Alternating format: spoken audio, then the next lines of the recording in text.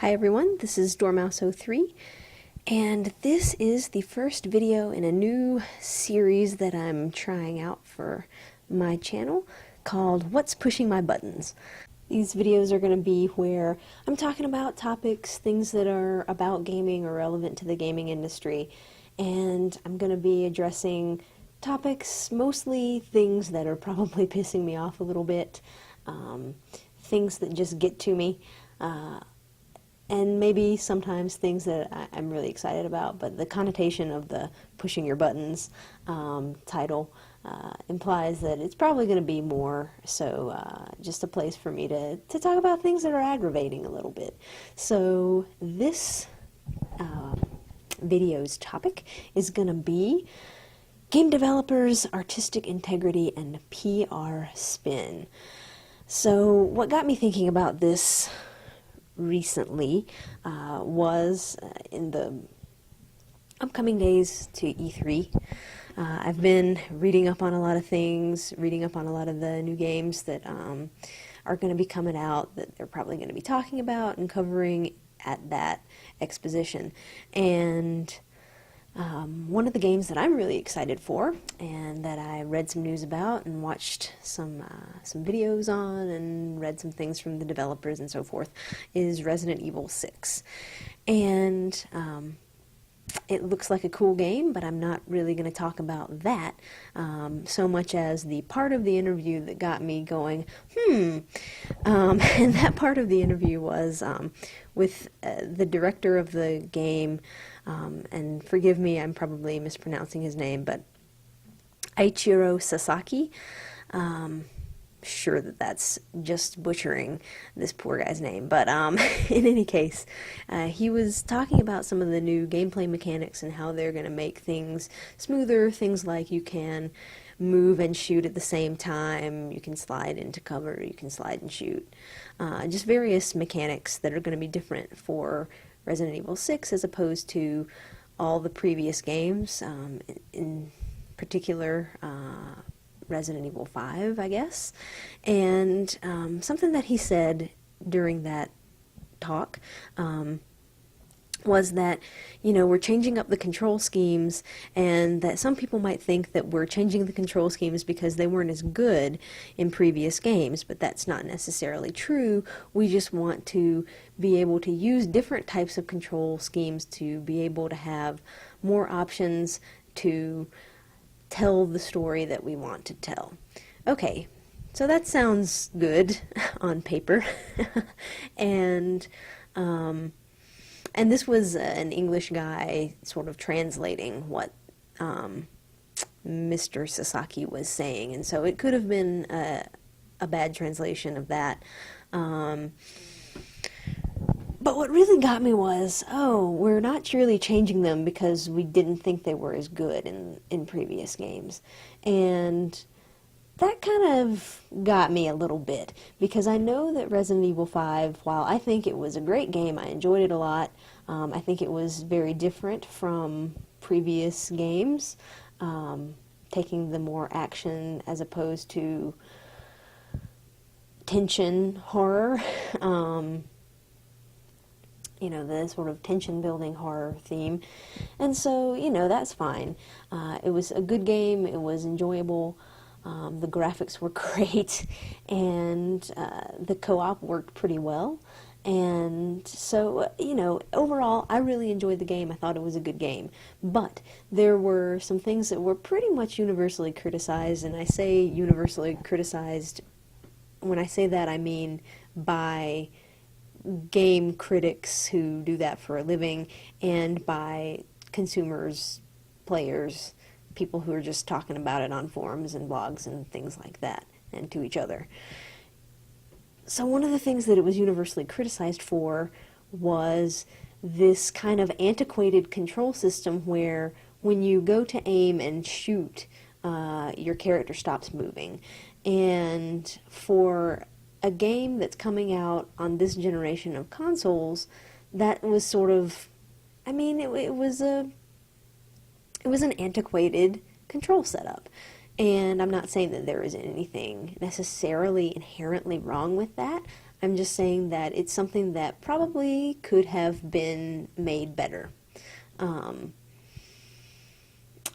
It worked. The way that the game controlled worked. It wasn't game breaking, there wasn't any of that going on. It was just probably not as good as it could have been if they had implicated a control scheme in which your character could move and shoot at the same time. And I think pretty much anyone would agree on that. And so, you have that, and then another sort of niggle with that game was the inventory system and how it was sort of clunky and difficult to maneuver through and trade items between your co-op partner, and how it didn't pause the game when you went into your inventory. So, there was that too that was slightly something that you had to get used to when you were playing the game. Not that it was, like I said, not that it was game breaking, not that it was necessarily that detrimental to the game in and of itself, because, like I said, I think the game was great. But I think anyone could agree that moving and shooting at the same time is pretty much something that is a staple nowadays, and something that Resident Evil 5 could have benefited from. And for this guy to, try to, I don't even know what it is, gloss over that by saying, yeah, we don't necessarily think that our control schemes for our previous games weren't as good, is kind of like them not acknowledging that, yeah, that probably could have been better, and so we're trying to improve upon that in this game, and trying to put this spin on it, not to, say that, well, this was something that we wish we could have done in hindsight for this previous game, but we just weren't able to implement it at the time because of whatever within the production made it so that they didn't make the choice to do that, whether it was production costs, whether it was just, a choice that they made, whether, in all honesty, it was probably cheaper for them to keep the same control scheme that they did in Resident Evil 4. And it was just cheaper to produce that way, and they could put more money into making the graphics better, or something, the AI better, or whatever it was. And, why you can't just come out and say that, this fear of telling the truth about, issues that you had within a game's development just blows my mind. And it got me thinking about sort of other things. And so something else recent was this comment made by Rockstar Games about Max Payne 3 and the, lengthy, unskippable cutscenes within that game that I have talked about in some of my Max Payne videos, and that they said that those cutscenes were left in there and made to be, unskippable because they were there to give it a more cinematic feel. And, I'm sorry, but that's just a load of horseshit. I mean, the cutscenes are unskippable because it's loading the rest of the game. And that is the simple truth of the matter. The cutscenes are there because it's loading, and when you try to skip through them, it says still loading. It, and if that's not the purpose of those cutscenes, then it wouldn't say that it's still loading, and once it finished loading, you could skip through the sort of remainder of the cutscene. I don't understand that.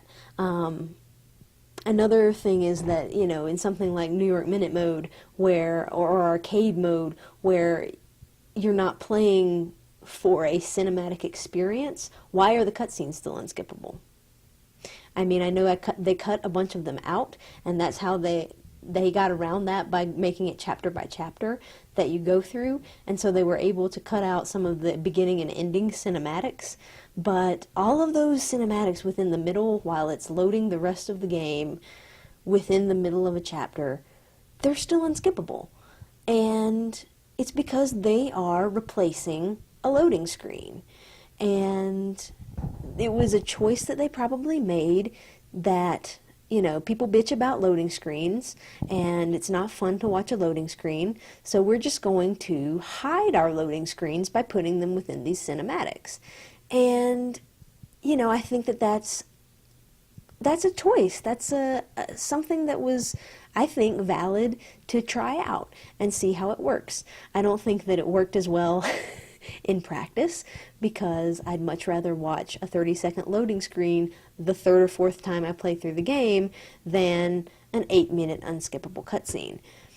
That's just my personal preference. Other people may prefer other things. But to say that that's not what they were doing, that in fact they did it on purpose because they wanted to retain the cinematic feel of the game, is just a load of shit. I mean, yes, that might be true for story mode the first time you play through it, that they want to preserve their story and to make it cinematic, and in order to do that, they want to take out the loading screens. It makes it a whole lot more immersive the first time you play through that game, to not have a loading screen pop up between every chapter or every 5 minutes or something like that. That it's just kind of a seamless experience of going through the story from gameplay to cutscene to more story and no loading screens. Yes, I think that does make it a whole lot more cinematic. But the idea that that was the entire purpose, I don't know. I find it questionable. Because, like I said, if it were only there to preserve the cinematic experience, on subsequent playthroughs you should be able to skip through them and see a short loading screen, or you should not have that stuff in things like arcade and New York Minute mode, because you're not going for a cinematic feel in those modes. And so, but that's their PR sort of spin on this nonsense. Another recent thing is Bioware, and saying that the ending of the game was, and that they're not going to change the ending, they say. We'll see what comes out from their DLC, but, we're not going to change the ending because we want to preserve our artistic integrity. And that goes into a slightly other topic that I don't want to cover right now, of, what is art and who are games made for, and, does one person's artistic integrity trump, the gameplay experience for thousands of consumers? I don't want to go into that topic right now because it's something that I could just get off on a tangent on for a while. But the point is that seemed like just some more. It's this PR spin of things that, we didn't do anything wrong here. This was our vision. I guess is what I'm pointing to, is the common thread between all these three things. The Resident Evil 6, control schemes that, we're not saying that they weren't as good before. We just wanted to have more options for storytelling. Which sounds, frankly, like bullshit. It just sounds like bullshit. The cutscenes are there for a cinematic feel and not to hide loading screens. Bullshit. The ending was what it was, and everyone is proud of it, and everyone should be satisfied with it because that was what our artistic vision was. I mean, and it wasn't because our development was rushed, or because, we got some sort of pressure from whoever was in charge, either at EA or at Bioware, of making these decisions, that we, had to wrap it up and we had to come up with something. Or we needed to leave it open for Mass Effect 4 or Mass Effect Online or whatever the hell they're going to do with this series now, because, they've all, as stated, they've said that this isn't the end to the Mass Effect series. So in order to keep it open for more things, we needed to end it this way. I mean, why developers and companies think that people are stupid just blows my mind. And I don't know, maybe they are. Maybe, I think as a mass when you don't put faces to your consumers, when you see them as a statistic of how many people are buying your game, it becomes really easy to think that, oh, we're going to just put this spin on this thing and they're going to just eat this up. And not really think about, well, would I believe that coming from these people? Would I believe that coming from their PR department? Would I believe that coming from, a statement by their director or whatever? That it isn't just an attempt to put a positive spin on things and make it sound like, we never have any problems with anything that we develop, which just can't be true.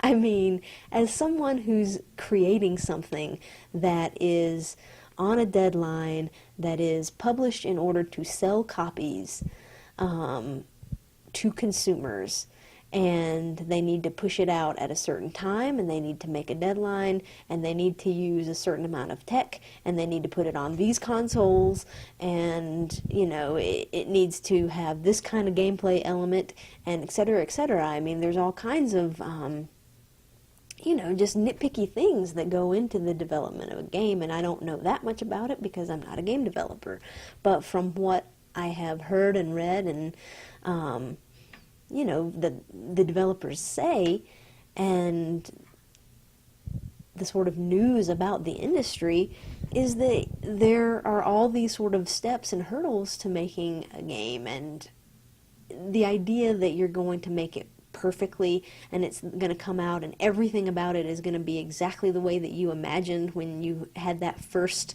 concept of it it's ridiculous to think that the final product is going to be something that is going to incorporate this vision that you had from the beginning.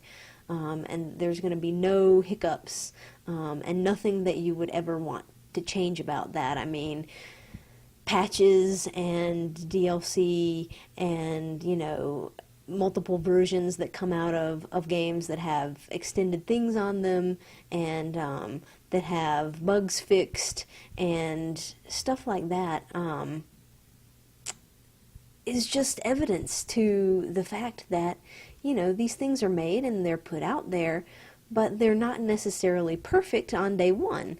And I don't think that there's anything wrong with that. I don't think that there's any reason for us to expect everything to be perfect. I mean, you want it to be polished, you want it to be as close to what they wanted as possible. But the idea that it's never going to have a glitch, it's never going to have a bug, it's never going to have anything that wasn't, optimized on day one is just ridiculous. And that, to expect a person to support their product, yeah, you should be proud of what you've created. But I think you should also be able to say, look, there was a problem with X, and I wish that we could have done Y instead. And we just couldn't because of budget, we couldn't because of time constraints, we couldn't because of whatever the case may be. We tried a new thing and it didn't quite work out the way that we expected it to, but we don't, fault ourselves for trying to have ingenuity and trying to do something different, whether it worked out or not. I think those are the kinds of things that developers should say and shouldn't be afraid to say. I think that admitting that your product has flaws, admitting that you are wrong sometimes, is the most adult thing that a person can do. I think it comes with maturity. I think it's a really hard thing to say, this wasn't perfect, or we made a bad decision here, or this could have been better. It takes a big person to do that. And I would have a whole lot more respect for developers in any medium if they could demonstrate that they're capable of doing that. To say, hey, XYZ went wrong. here's why, and here's what we want to do to fix it, either for the game itself or for the next game that we make. I would just have a whole lot more respect for them if they would be able to do that. And it seems like people in the public relations industry and sort of higher-ups for the companies seem to think that that's a bad idea, and that saying anything negative about your product is going to somehow keep people from buying it. Like, you know, they won't know that the sky is blue unless we point it out. And it's just ridiculous, and I hate being treated like I don't have a brain. I hate being treated like, you know, just some statistic that you can continue to keep on your budget sheet if you draw me a picture of rainbows and smiley faces and say, you know, that everything I do is exactly the way that I want it to be, and here it is. Or this sort of condescending attitude of, you know, that was our artistic vision, and if you don't get it, then too bad for you. Mwahaha, stroke my ironic mustache. It's demeaning, and I don't like it. So that's what's pushing my buttons. This week, I'm going to try to do some more of these, if they seem to be resonating with anyone. If you liked this video, hit the like, let me know, subscribe if you want. If you didn't like it, let me know why. Let me know what you'd like to see. I want to continue to try to have new and different content for my channel, and let me know what you'd like me to talk about. So if you have suggestions for topics, if you have opinions on this one, drop a comment, send me a message, let me know. It's something that I would definitely love to continue. I like talking about games. So anyone who can have a discourse with me about that, I greatly appreciate. So thanks, guys. So thanks for watching, guys. That's what's pushing my buttons.